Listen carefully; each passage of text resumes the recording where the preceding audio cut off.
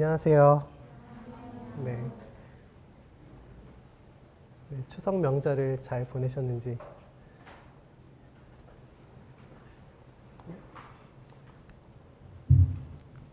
잘 들리세요? 네. 제가 수업을 학교에서 강의를 하고 있는데, 이번 학기에 68명이 수업을 듣게 됐어요.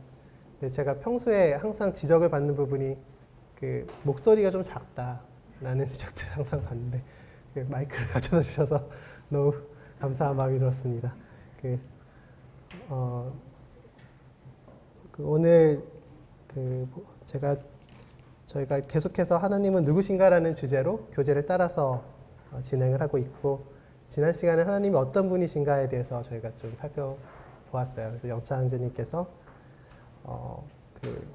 하나님의 전지전능하심과 편지하심에 대한 부분과 영원하심, 완전하심, 거룩하신 부분들에 대해서 말씀하시면서, 하지만 이제 세상에서 하나님을 드러낼 수 있는 방법이라는 부분들을 특히 이제 예수님을 통해 나타나신 하나님에 대해서 이야기를 주셨어요.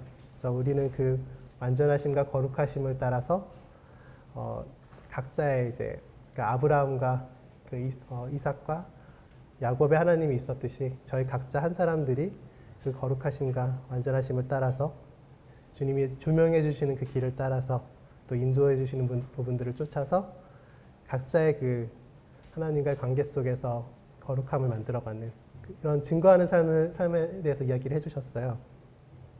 그래서 제가 이번 주제를 좀 살펴보면서 교재를 펼쳐보고 봤더니 하나님은 무엇을 하시는가에 대한 부분이고, 다음 주가 하나님은 우리에게 무엇을 기대하시는가 라는 부분이신데, 영찬주님께서 대략적인 부분을 다 말씀해 주신 것 같아요.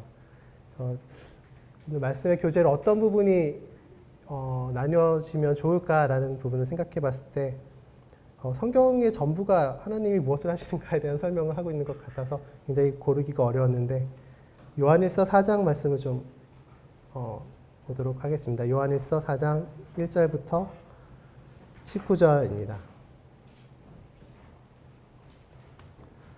그래서 먼저 한 구절씩 교독을 하면서 읽도록 하겠습니다. 요한일서 4장입니다. 저부터 먼저 읽고 한 절씩 읽겠습니다. 사랑하는 자들아, 영을 다 믿지 말고 오직 영들이 하나님께 속하였나 분별하라. 많은 거짓 선지자가 세상에 나왔습니다.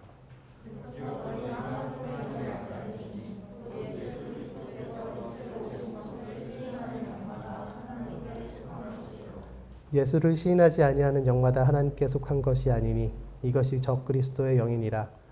오리라 한 말을 너희가 들었거니와 지금 벌써 세상에 있느니라.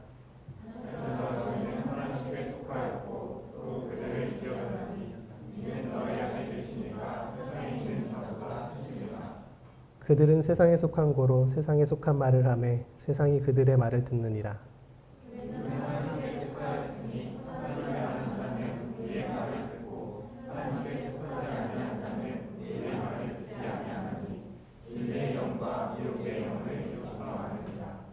사랑하는 자들아, 우리가 서로 사랑하자.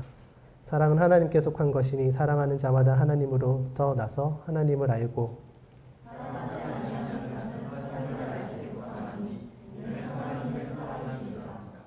하나님의 사랑이 우리에게 이렇게 나타낸 바 되었으니 하나님의 자기의 독생자를 세상에 보내심은 그로 말미암아 우리를 살리려 하심이라.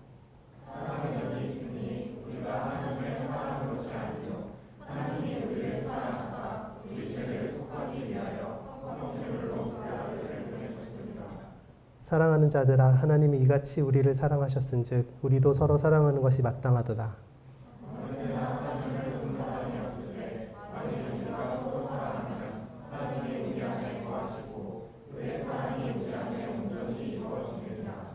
그의 성령을 우리에게 주심으로 우리가 그 안에서 거하고 그가 우리 안에 거하시는 줄을 아느니라.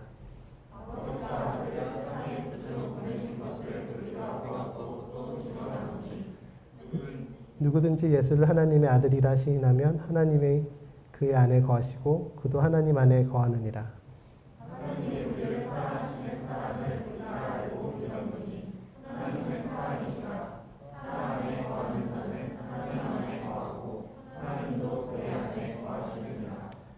이로써 사랑이 우리에게 온전히 이루어진 것은 우리로 심판날의 담대함을 가지게 하려 함이니 주께서 그러하심과 같이 우리도 이 세상에서 그러하느니라.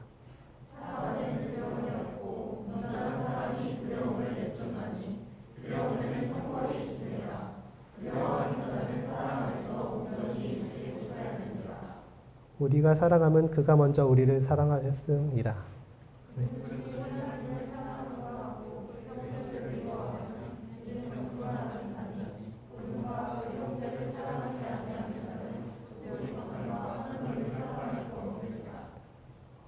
네, 우리가 이 계명을 주께 받았나니 하나님을 사랑하는 자는 또한 그 형제를 사랑할지니라. 네, 그래서 사장을 완전히 다 읽긴 했는데 저는 처음에 이제 교제에서 하나님은 무엇을 하시는가라는 부분들을 들었을 때 저희가 일반적으로 생각하는 게 그 전에 알아야 되는 게 하나님 어떤 분이신지 알아야지 그 다음에 무엇을 하시는지에 대해서도 알 수 있다는 생각을 갖게 되는데 믿지 않는 사람으로서 생각을 해봤을 때의 저의 기억을 돌이켜보면 하나님은 무엇을 하시는 분인가가 가장 불만이었던 것 같아요. 다른 것들은 뭐 저와 크게 관계없더라도 무엇을 하시는 분이신가라는 부분들에 있어서 왜 일하실 때 일하지 않으신가라는 어떻게 보면 저만의 정의일 수 있을 것 같은데 저만의 의에 따라서 하나님의 일하지 않으심에 대한 부분들이 항상 불만이었던 것 같아요. 근데 이제 그래서 제가 오늘 말씀을 준비하면서 교재에 나와 있는 부분들도 있지만 조금 더 여러 가지 부분들을 살펴보려고 노력을 했습니다. 그래서 처음에 요한일서 4장 1절부터 3절까지 얘기하는 부분들이 예수 그리스도께서 육체로 오신 것을 시인하는 영마다 하나님께 속한 것이라는 것을, 그러니까 이것을 아는 것이 하나님을 영을 아는 것이라고 얘기를 하고 있어요. 그래서 이것을 아는 것과 알지 못함에 대한 것, 그러니까 육체로 오신 그리스도를 인정하느냐 안 하느냐에 대한 차이가 하나님의 영을 아느냐 아느냐에 대한 것들을 구분하는 부분들이 있는데 저희 오늘 교재에 처음 나오는 주제가 하나님을 알만한 것이 저희 속에 보임이라 라고 하면서 하나님께서 이를 저희에게 보이셨으니 창세부터 그에 보이지 않는 것들 그의 영원하신 능력과 신성이 그 만드신 만물에 보여 알게 되다니 그러므로 저희가 핑계치 못하리라 라는 부분들이 제시되어 있어서 이미 알만한 것들 많이 보이셨다고 하는데 이게 믿기 어려운 부분이 되는 것들이 무엇이 있을까라는 부분들로 좀 시작을 해보려고 합니다. 하나님을 나타내심을 인정하지 않으려 함이 있고 또 생각하기도 어렵고 또 알더라도 인정하기 어렵고 믿기 어렵다라고 하는 부분들이 있는데 일반적으로 저희가 믿음이란 부분이 쇠퇴가 왔다라고 하는 부분들이 역사적으로 얘기할 때 이제 과학이 진보하면서 믿음이 쇠퇴했다는 얘기를 하잖아요. 근데 정말 그러한가라는 생각들은 지금 생각할 때는 있습니다. 제가 이게 세상적인 관점에서 일반적으로 얘기했을 때는 가한 이야기일 수 있긴 하겠지만 우리가 믿음이라는 것들을 어떻게 생각할까? 하나님의 영을 안다는 건 어떻게 생각할까라는 부분들을 생각할 때 약간의 의심의 소지가 있지만 이러한 일반론적 관점들을 봤을 때 저도 한때는 왜 신이 없는가에 대해서 왜 믿을 수 없고 왜 믿어서는 안 되는가에 대한 부분에 되게 나를 세웠던 부분들이 있었었는데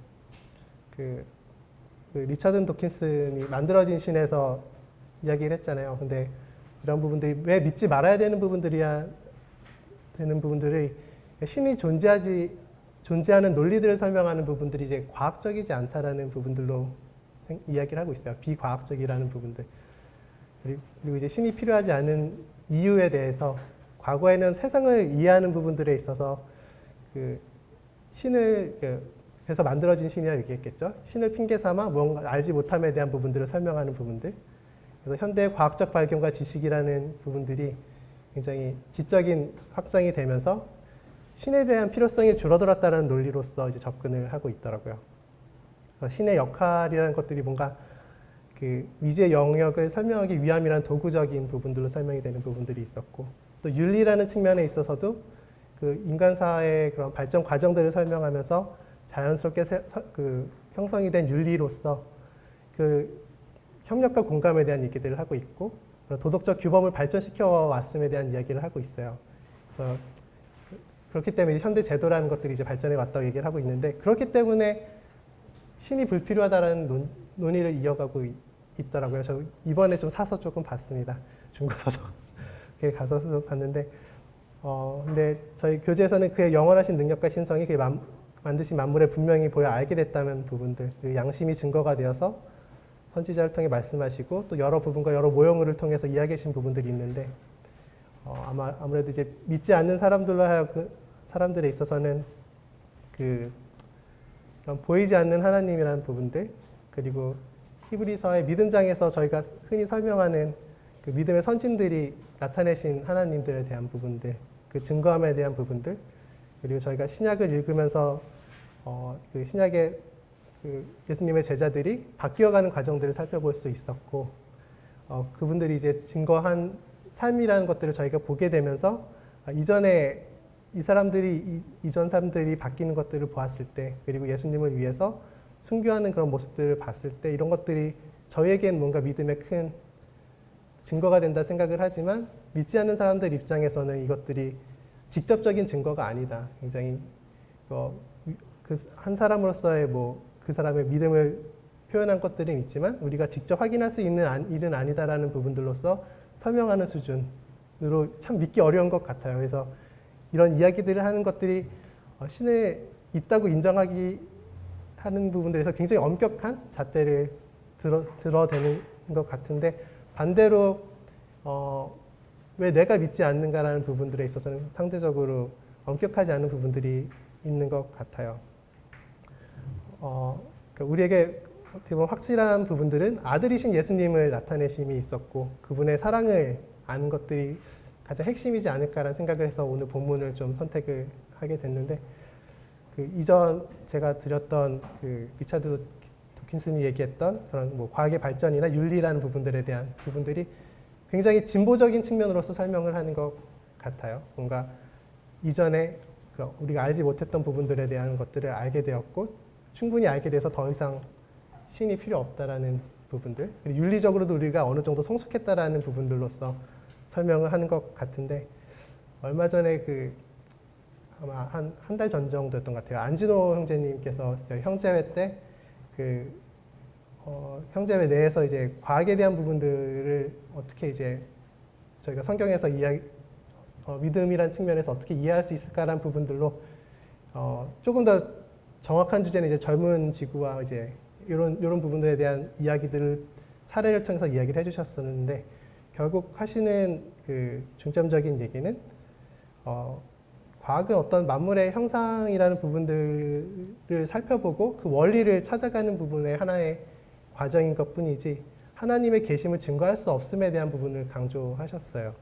그래서 과학적으로 성경의 어떠한 부분들이 이제 증명된다고 저희가 믿게 되는 것들은 보이는 것을 믿게 되는 건데 저희가 이야기하는 것들은 보이지 않는 것들에 대한 믿음이고 하나님을 지금까지 본 사람이 없음에도 이제 저희가 이런 부분들을 아들을 통해 나타내신 부분들을 믿게 되는 부분들이잖아요. 그래서 그 얘기를 들으면서 평소에 안진호 형제님께서 굉장히 어렵게 이야기하셨어요. 특히 이제 과학이라는 것들을 통해서 그러니까 여러 사례를 들어서 어떤 분들은 그런 부분들이 이제 강력하게 뭔가 본인에게 메시지화 돼서 어떤 믿음에 영향을 미치는 분들도 있었기 때문에 조심스럽게 이야기를 진행하신 부분들이 있음에도 불구하고 굉장히 즐겁게 들었던 시간이었습니다. 그래서 그 아들을 드러내심과 이걸 자연스럽게 이해하는 부분들이 어떻게 나타날까라는 부분들로 설명을 드리고 싶은 부분들이 있었고 또 교재에서 다른 한편으로 우리가 다루는 게 심판과 용서하시는 하나님에 대해서 다루고 있어요. 그래서 이를 믿는 것으로 의와 공평을 판단하시는 분, 그러니까 예수님을 믿는 것으로 의로 삼으시고 그런 공평에 대한 이야기들을 하시는 분이시죠. 그래서 저희가 보면 신명기 32장 4절에 보면 그는 반석이시니 그가 하는 일이 완전하고 그 모든 길이 정의로우시며 진실하신 하나님이시니 거짓이 없으시고 공의로우시고 바르시도다. 사실 이 구절을 읽었을 때 이게 한 번에 믿어지시나요? 이게 아마 제가 이전의 모습에서 이 구절을 봤을 때는 전혀 동의할 수 없는 얘기였을 것 같은데 이 구절이 의미가 되고 저에게 믿음이 되는 부분들이 어떠한 것들이 동기가 돼서 믿음이 됐을지 생각을 해봤어요. 그래서 하나님께서 모든 일을 진리와 공평에 따라 심판하고 다스리신다는 이런 부분들이 이야기가 되고 있는데 이것들이 아까 말씀드렸던 리차드 도킨슨이 얘기했던 윤리로서의 그런 우리가 잘하고 있는 것 같다라는 부분들에 대한 부분과 이야기를 좀 맥락적으로 이어봤을 때 마이클 샌델이라고 하는 학자 아마 많이 아실 것 같아요. 그 정의론에 대한 부분들 얘기하시고 공정성에 대한 이야기들을 하시는데 이분이 이야기하신 책 중에 그 공정하다는 착각이라는 책 속에 얼핏 이런 부분들에 대한 얘기가 나요. 그 책 제목이 공정하다는 착각인 거 보니까 뭔가 이 세상이 공정하지 않다라는 거죠. 잘 돌아가지 않고. 거기서 하고 있는 핵심적인 얘기는 우리가 평소 생각하고 있는 공정이라는 개념이 노력과 능력에 따른 보상이라는 공로라는 측면과 굉장히 크게 연관되어 있는 거죠. 그래서 사람들이 성공이라는 부분과 연결시켰을 때 이게 철저히 본인의 능력이나 노력에 의해서 이루어졌다. 나의 능력과 나의 노력에 의해서 이루어졌다라는 부분들로서만 이해하기 굉장히 쉽다라고 이야기를 하고 있었어요. 그래서 반대로 이에 성공하지 못한 사람들의 같은 경우는 그들이 그렇지 못함에 대해 스스로 책임을 져야 되는 부분들에 대한 이야기들을 그런 사고방식들을 가지기 쉽다라는 부분들로 이야기를 하고 있어요. 네, 이게 도리어 불공정하다라는 이야기들을 하고 있어요. 그렇게 하면서 사례를 가져왔던 게 이게 이런 프로테스탄트적인 생각들 접근이었던 것 같아요. 그래서 많은 부분들은 아니었었는데 뭐 많은 사람들이 그 자신의 성공과 영향에 미치는 그 운이나 뭐 영향들을 주변 환경들의 중요성을 굉장히 간과하고 있다. 그래서 자신이 얻은 것들이 온전히 자기 덕분이라는 그런 오만에 빠지기 쉬움이 있고, 그러니까 저희가 흔히 얘기할 때 요즘은 막 그런 여러 이야기들이 있어서 뭐 유산이라든지 재산 이런 것뿐만이 아니라 능력이나 또 실제 무언가 위해 노력을 할 수 있다는 것도 굉장히 유전적인 부분에 기인한다라는 얘기들이 오가는 것처럼 뭔가 남들보다 또 공감대가 넓다든지 넓은 지각을 가지고 있다든지 이런 여러 가지 부분들이 온전히 본인에게서 나오는 것들만은 아니다라는 부분들이 있는 것 같아요. 하나님의 공정이 그와 반면에 이제 공로주의와 다르게 은혜에 기반한다라고 이야기를 하면서 성경에서 하나님의 은혜가 인간의 노력이나 자격과는 무관하게 주어지는 것이다. 그래서 이런 은혜의 개념이 인간의 자력으로 이룰 수 없음을 인정하고 이를 통해 연대와 겸손을 배울 수 있는 기회를 제공한다고 하면서 도리어 최근의 사회들을 비판하는 부분들이 있어요. 그래서 제가 굉장히 뭔가 사회학적이고 뭔가 사회과학에서 할 법한 얘기들로 이어져서 뭔가 시간을 보내는 것 같은데 이렇게 하면서 설명한 것들이 이제 미국의 그 베버라는 학자가 그 프로테스탄트 윤리랑 자본주의 정신에 대한 얘기를 하면서 미국이 왜 다른 나라보다 좀 더 발전했을까에 대한 이야기를 하면서 이 부분과 연관시켜서 이야기를 한 부분들이 있어요. 어떤 그런 공로로 이함이 아니라 어떤 하나님께서 정해주신 부분들에 대한 열심이라든지 이런 부분들이 나의 공로로 인하지 않은 부분들, 그래서 직업 소명에 대한 부분들을 설명하면서 뭔가 미국이 다른 나라보다 좀 겸손하게 나아가고 사회적 연대라는 부분들에 있어서 발전할 수 있었던 부분들, 이 부분이라는 얘기들을 하고 있어서 앞서 말씀드렸던 리차드 도킨슨 얘기했던 부분과 조금 다르게 볼 수 있는 여지들이 있을 것 같습니다. 그래서 저는 뭔가 그렇다고 이 책이 뭔가 당위적으로 하나님을 믿어야 된다라는 그런 얘기들을 했던 책들은 아닌 것 같아요. 그래서 뭔가 신이 없어도 충분히 윤리적이라는 부분들, 그리고 신을 믿을 수 없는 이유들, 그리고 절대성을 증명할 수 없다라는 부분들이 저희가 이제 하나님을 이해하는 부분들에 있어서 어려움이 되는 부분들이 있긴 하겠지만 이제 이런 부분들을 간접적으로나마 세상적인 책에서도 이런 부분들 좀 반박하고 있음을 볼 수가 있어요. 그래서 이전 사람들이 어떻게 보면 알지도 못하는 것들, 그리고 궁금해하지 않았을 것들, 그래서 문제가 되지 않고 충분하다고 살았을 부분들에 대해서 현재 사람들은 뭔가 조금 더 많이 알고 있고 보고 있다고 생각을 하기 때문에 충분하다고 생각해서 그런 것 아닌가라는 생각을 해봤어요. 그래서 이런 것들이 문제가 되는 것 같고 또 바쁘게 돌아가는 좀 세상 속에서 점점 이제 근본적인 생각들을 안 하게 되는 부분들이 있지 않을까. 그래서 뭔가 남에게 맡겨놓은 듯이 그 여러 영역들에 대한 뭐 전문성을 가지고 판단하는 부분들이 있는데 이런 부분들에 대해서 이 부분이 맞는가에 대해서 또 판단하지 않죠. 그냥 그러한가에 대한 판단들을 하지 않으면서 마치 저희가 발견해 놓은 무언가들이 그냥 당연히 신이 없다라는 것들로 인정해 버리게 되는 너무 쉬운 결론들을 내는 것 아닌가라는 생각들이 있습니다. 그래서 우리가 그 나아감에 대해서 이야기를 할 때 그 믿음에 이르시게 하는 것과 또 주님이 하시는 일에 대해서 이야기를 드리자면 그 근본이 어떻게 보면 우리가 오늘 이제 요한일서 본문이 제시하는 것 같이 사랑이 좀 근본이 되는 이야기가 아닐까라는 생각을 했었어요. 그래서 이전 제가 좀 지루하지만 앞서 다루었던 그 책의 내용들에선 전혀 다루지 않는 내용들이죠.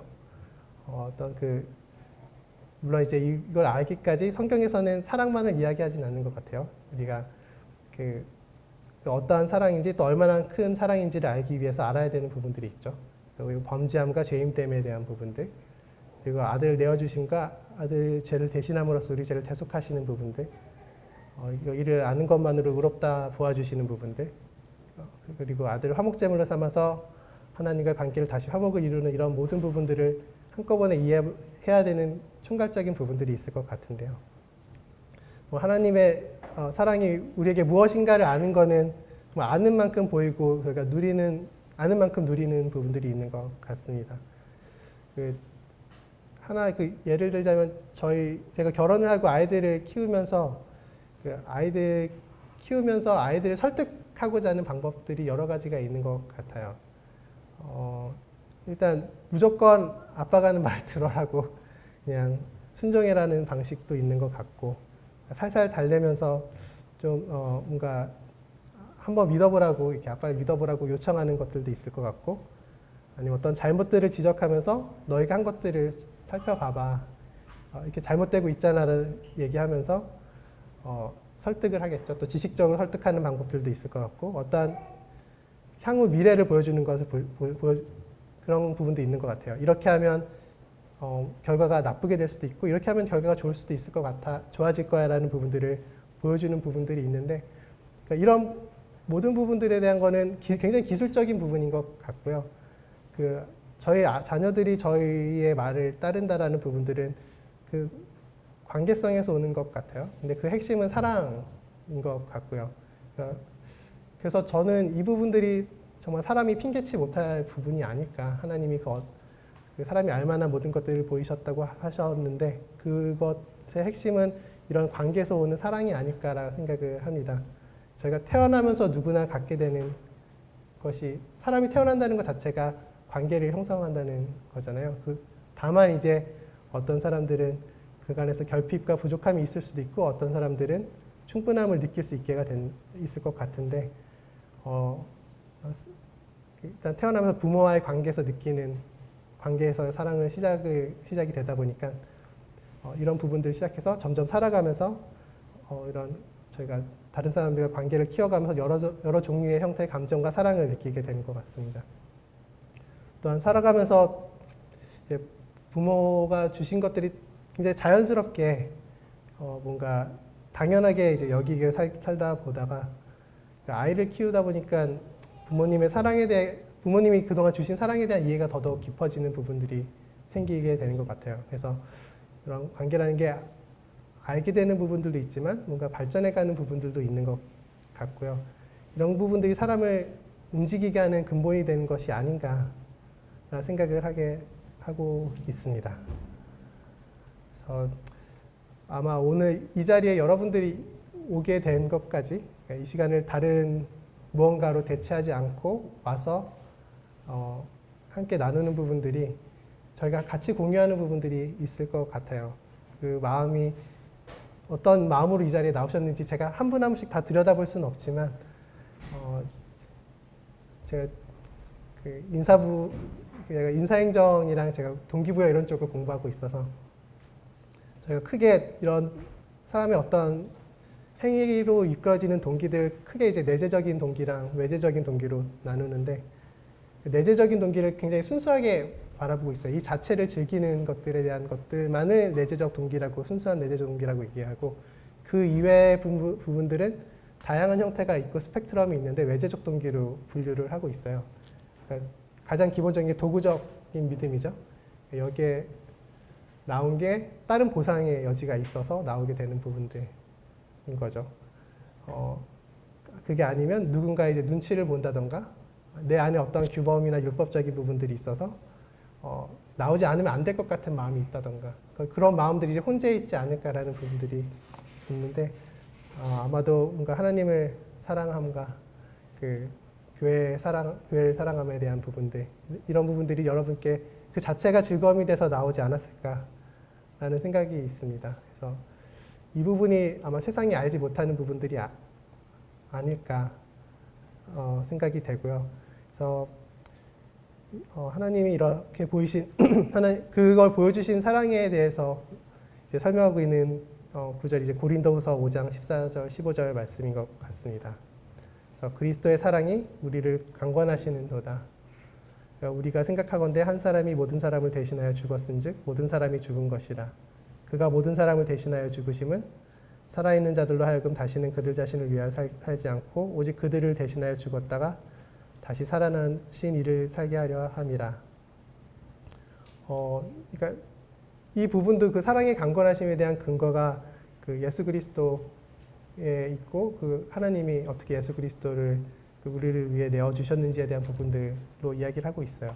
그래서 기본적으로 다 아시는 내용일 것 같고 각자 하나님을 사랑하심이 너무 당연할 것 같아서 이걸 중복해서 얘기 드리는 것들이 좀 어려움이 있지만 오늘 그 준비한 말씀에서 이어서 보자면 4장 7절에 보면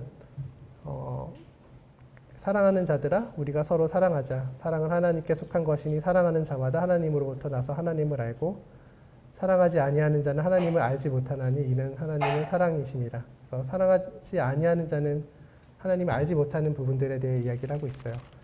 그래서 요한일서 처음 시작해 보면 그 요한이 태초에 있는 생명의 말씀에 관하여서는 우리가 들은 바요 눈으로 본 바요 자세히 보고 우리의 손으로 만진 바라. 그래서 이 생명이 나타내신 바 된지라 이 영원한 생명을 우리가 보았고 증언하여 너에게 전하노니 이는 아버지와 함께 계시다가 우리에게 나타내신 바 된 이시니라. 요한은 예수님 제자로서 요한님 그 하나님과 함께한 사람으로서 정말 그 말씀이신 예수님이 육신이 되어서 오셔서 사실 모든 것들을 직접 경험한 사람이라서 또 이렇게 강력하게 얘기를 할 수 있는 것 같아요. 그래서 앞서 제시한 것처럼 뭔가 누군가는 이게 직접적 증거가 돼서 직접적 증거가 아니라서 믿지 못하겠다는 핑계가 되지만 저에겐 이것이 강력한 믿음이 되는 것들을 살펴볼 수가 있는 것 같아요. 이 사랑에 대한 기준이라는 것들도 9절에 보시면 하나님의 사랑이 우리에게 이렇게 나타낸 바 되었으니 하나님의 자기의 독생자를 세상에 보내심은 그로 말미암아 우리를 살리려 하심이라. 그래서 아마 이 부분이 이해가 되지 않으면 그 사랑에 대한 이해가 충분히 없는 것 아닌가. 그래서 세상에서 얘기하는 사랑과 다름에 대한 사랑을 얘기하고 있는 부분이 으로서 이야기를 할 수 있을 것 같습니다. 그래서 로마서 5장에서 항상 이야기를 하듯이 로마서 5장에서는 그 예수 그리스도를 말미암아 하나님과 화평을 누림에 대해서 그리고 하나님의 영광을 바라고 즐거워하라는 이야기들을 하면서 이어서 하는 얘기들이 우리가 아직 연약할 때 경건하지 않은 자를 위해서 이제 예수님께서 죽으심에 대한 이야기를 하고 또 8절에서 우리가 아직 죄인 되었을 때 그리스도께서 우리를 위하여 죽으심으로 하나님께서 우리에 대한 자기의 사랑을 확증하신 부분들에 대해서 그래서 그에 따라 이제 믿음으로 의롭다 하신 부분들에 대해서 하지만 또 우리가 원수가 되었을 때 그의 아들의 죽으심으로 화목하게 되었음을 이야기하고 있습니다. 그래서 우리가 그로 인해 이제 즐거워할 수 있음에 대해서 이야기를 하고 있고요. 또 이러한 사랑을 알아야지만 우리가 누구인지 돌아볼 수 있고 그리고 그분의 용서가 무엇인지 용서를 위해서 무엇을 하셨는지에 대한 그 완전한 그림이 만들어지는 것 같습니다. 그래서 이런 부분들이 이제 조명이 되지 않고서는 뭔가 저희가 알 수 없고 믿음에 이르지 못하는 부분들이 없지 않을까라는 생각이 들었습니다. 또 하나님이 자신을 드러내신가 무엇을 하는지에 대한 부분들에 있어서 그 이후 구절들을 좀 살펴보겠습니다. 사랑은 여기 있으니 우리가 하나님을 사랑한 것이 아니요 하나님이 우리를 사랑하셨다고. 그래서 우리가 먼저 사랑한 것이 아니라 하나님이 그 사랑을 먼저 보이셨음에 대한 그것들이 우리에게 믿음이 되고 그 믿음으로 이어지게 됐음을 이야기를 하고 있고요. 그래서 우리 죄를 수억하기 위하여 화목제물로 그 아들을 보내셨음이라. 사랑하는 자들아 하나님 이같이 우리를 사랑하셨은즉 우리도 서로 사랑하는 것이 마땅하도다 하면서 우리가 그 사랑을 받은 사랑으로 말미암아 무엇을 해야 되는지 또한 제시를 해주고 있습니다. 그래서 어느 때나 하나님을 본 사람이 없으되 만일 우리가 서로 사랑하면 하나님이 우리 안에 거하시고 그의 사랑이 우리 안에 온전히 이어지느니라. 정말 그 세상에 그 많은 사람들이 이야기들 하듯이 하나님을 본 사람이 없죠. 저희가 뭐 모세가 일부 뭐 등을 보았다라는 표현들이 있긴 하지만 하나님의 일부를 본 부분들에 대한 이야기들이고 그 스데반의 환상에 있어서도 하나님의 영광 환상을 보면서도 하나님의 영광과 그 옆에 이제 예수 그리스도께서 서 계신 것들을 보았다고 하는데 그것도 이제 하나님의 영광을 봤다고 이제 되어 있지 하나님을 본 건 또 아닌 그런 부분. 항상 저한테는 의문이었거든요. 본 거 아니야라는 그런 부분들이 있었었는데 보이지 않아도 이제 믿을 수 있는 부분들이 있음은 예수 그리스도께서 하신 일들을 우리가 알기 때문에 이미 거듭 이야기되고 있는 것 같습니다. 그래서 그의 성령을 우리에게 주심으로 우리가 그 안에서 거하고 그가 우리 안에 거하시는 줄을 아느니라. 그래서 아버지가 아들을 세상의 구주로 보내신 것을 우리가 보았고 또 증언하노니 누구든지 예수를 하나님의 아들이라 시인하면 하나님의 그의 안에 거하시고 그도 하나님 안에 거하느니라.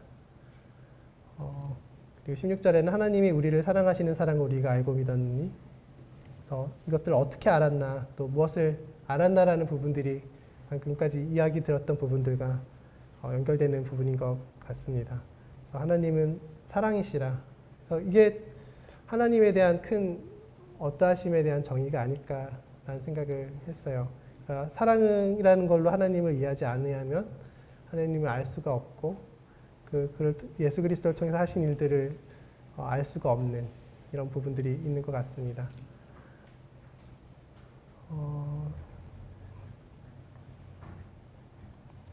그 다음에 이제 17절, 18절 말씀은 조금 더 맥락을 좀 달리하는 것 같은데요. 이로써 사랑이 우리에게 온전히 이루어진 것은 우리로 심판날에 담대함을 가지게 하려 함이니 주께서 그러하심과 같이 우리도 이 세상에서 그러하니라.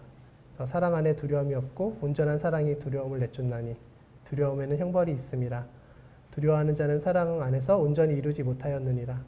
그래서 하나님의 저희가 다루지 않은 부분들이 있죠. 하나님의 의라든지 하나님의 심판하심에 대한 부분들에 대한 부분들과 그 심판이 공정하게 공평하게 이루어지는 부분들에 대한 부분과 연결되는 부분일 것 같습니다. 그래서 앞서 마이클 샌델이 얘기했던 그런 부분에 대한 그 세상의 어떠한 공정과는 굉장히 다른 공정인 거죠. 그 예수 그리스도를 믿음으로 말미암아 그 의롭다 하심에 대한 부분들이 어떤 우리의 공로로 인한 것들이 아니고 하지만 그것들이 하나님의 사랑을 이해해야지만 알 수 있는 부분이 되는 것 같고 그 사랑 안에는 다만 두려움이 없다라고 이야기를 하고 있습니다. 이 부분들은 왜 두려움이 없다라고 할까요? 이것도 너무 당연한 얘기겠지만 하나님의 사랑의 완전하심에 대한 부분이 아닐까 생각을 해요. 저희가 세상적으로 이야기하는 사람들이 갖고 있는 한계가 있다고 생각을 하거든요. 저도 저희 아이들을 이야기하면서 앞서 이제 그 하나님은 누구이신가라는 게 이해가 안 됐던 시절이 있었던 것처럼 저희 아이들이 생각할 때 우리 아빠는 무엇을 하고 있는 걸까? 나를 잘 케어하고 있는 걸까라는 의문을 가질 수도 있다고 생각을 하거든요. 그런 사랑에 제가 아버지로서 주는 사랑에 부족함이 있고 그 안에 어떤 두려움이 있을 수도 있다 생각을 하는데 하나님이 주시는 사랑은 너무 완전한 부분들이 있어서 완전하신 부분들이 있어서 그래서 저희가 두려워할 필요가 없다라는 부분들로 이해를 할 수 있을 것 같습니다. 이 두려움이 내쫓음을 내노니 두려움은 형벌이 있음이라. 이런 부분들이 심판이라는 부분들과 저희가 생각을 하나님의 용서하신가 심판이라는 부분들과 이어서 생각해 볼 수 있는 것 같고 심판이라는 부분들에 있어서 또 우리가 자유함을 설명해 주는 부분들이 아닌가 생각을 하고 있습니다.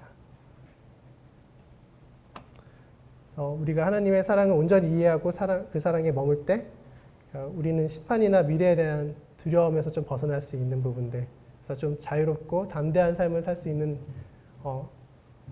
그런 부분들이 있을 것 같습니다. 우리가 가진 어떤 짐들이 있고 우리가 여전히 육신을 입음으로써 온전하지 못함들이 있지만 그 두려움 없이 한 발 한 발 내딜 수 있는 부분들이 이런 사랑에 근거하고 있는 것 같습니다.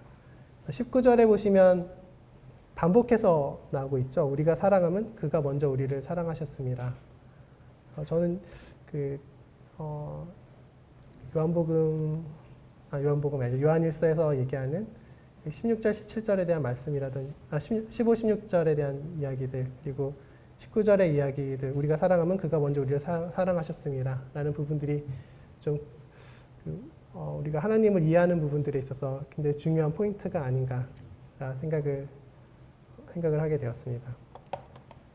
그래서 우리가 이것들을 어떻게 적용할 수 있을까라는 부분들에 있어서 우리의 그 어떤 사랑이 자금이 있을 것 같아요. 온전하지 않은 사람이 있고 예수 그리스도의 본을 따라가겠지만 자금이 있겠지만 그것들이 이제 하나의 핑계가 되지 않았으면 좋겠다라는 생각을 하고 있습니다. 그래서 그가 우리를 먼저 사랑하셨음이 있고 이 사랑을 알기 때문에 얻은 우리의 은혜가 있기 때문에 더더욱 이게 우리의 연약함이 핑계가 되지 않는 부분이 있어야 되는 것 같고 또 이를 통해서 다른 사람을 판단하지 않을 만큼의 또 포용성도 가지고 있어야 되는 것 아닌가. 이 두 가지가 같이 공존해 있는 게 그리스도인이 가질 수밖에 없는 하나님이 강권하신 사랑이 아닌가라는 생각을 하고 있습니다.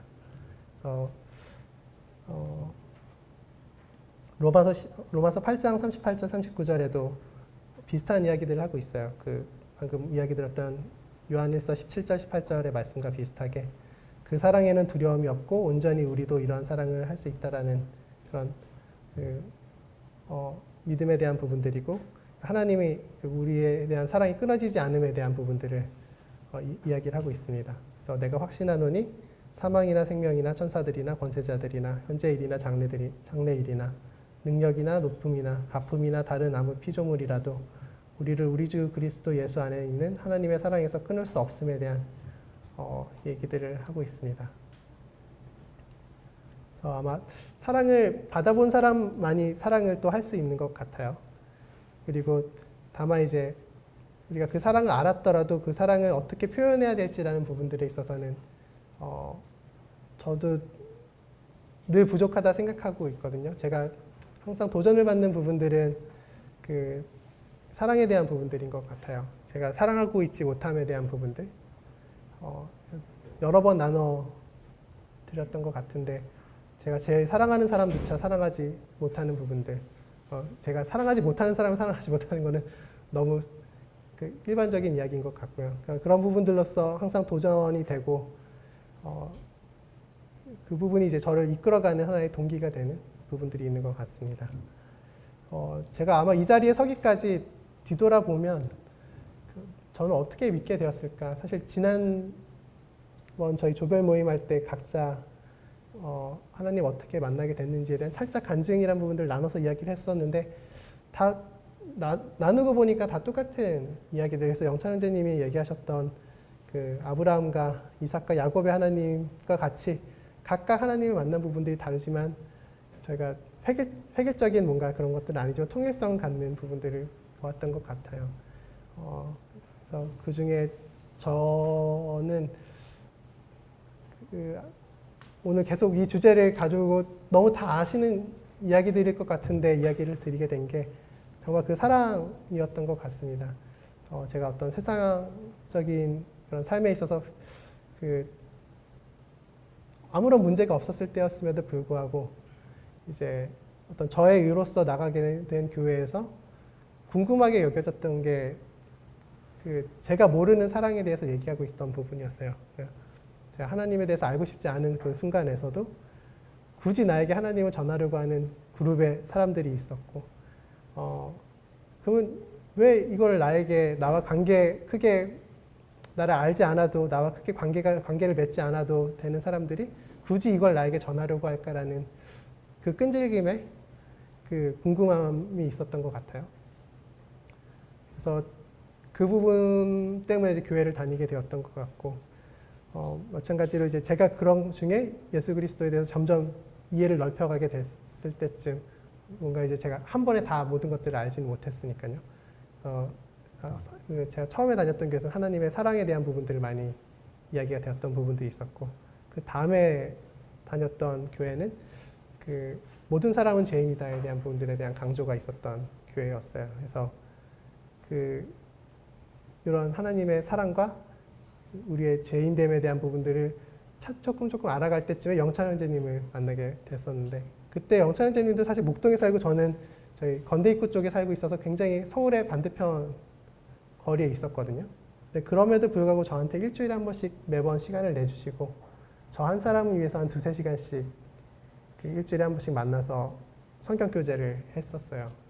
근데 마침 그게 저한테도 제가 요렇게 되기까지 처음 교회를 나오고 영찬이님 만나기 전까지 한 3년이라는 시간이 필요했거든요. 근데 그 3년 전에는 교회를 너무 싫어했었어요. 그래서 누군가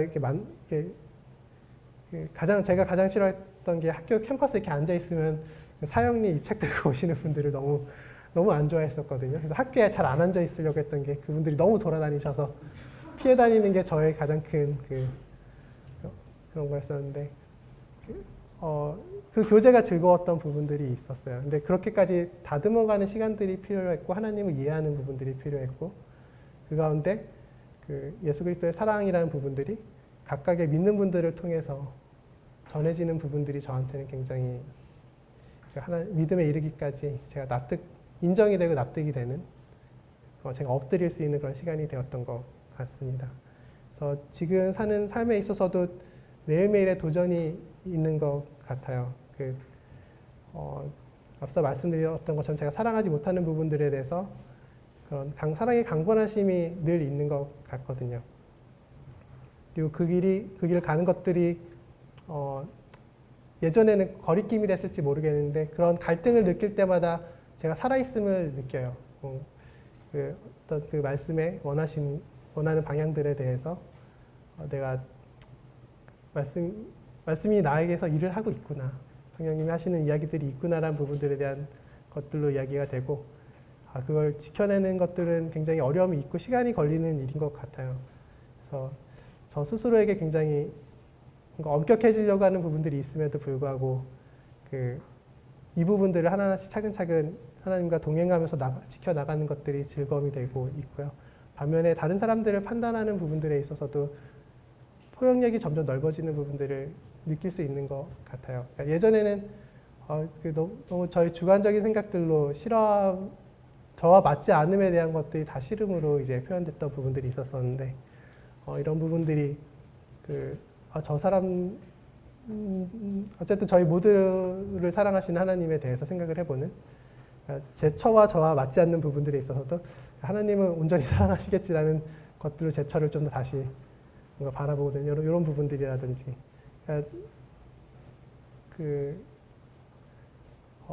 이런 사랑이라는 부분들이 항상 여러 스펙트럼으로 저를 이렇게 강권하시는 부분들이 있어서 이런 부분들이 저에게 큰 도움이 되고 삶의 큰 그런 큰 힘이 되는 것 같습니다.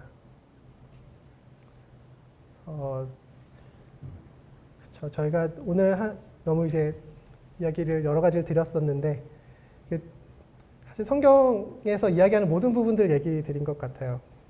그래서 아무래도 여기 계신 모든 분들이 하나님의 사랑이 힘이 되시는 분들일 것 같아요. 그리고 저희가 모두 알고 있듯이 그분의 완전하신 제사, 그리고 저희가 구약에 대한 부분들이 이해가 되는 부분들, 그리고 그 대속의 원리가 이해가 되는 부분들, 어린 양으로서 예수님께서 그 제물이 되신 부분들과 그 속죄의 완성이 되신 부분들, 또한 그 부활을 통해서 승리를 하신 부분들이 온전히 저희 안에 그리스도 예수를 통해서 나타난 부분들이 십자가의 구원의 능력으로서 우리에게 확증이 되는 부분들이 있는 것 같습니다. 그래서 오늘 제가 준비한 부분들은 여기까지고요. 기도로 마무리를 하겠습니다.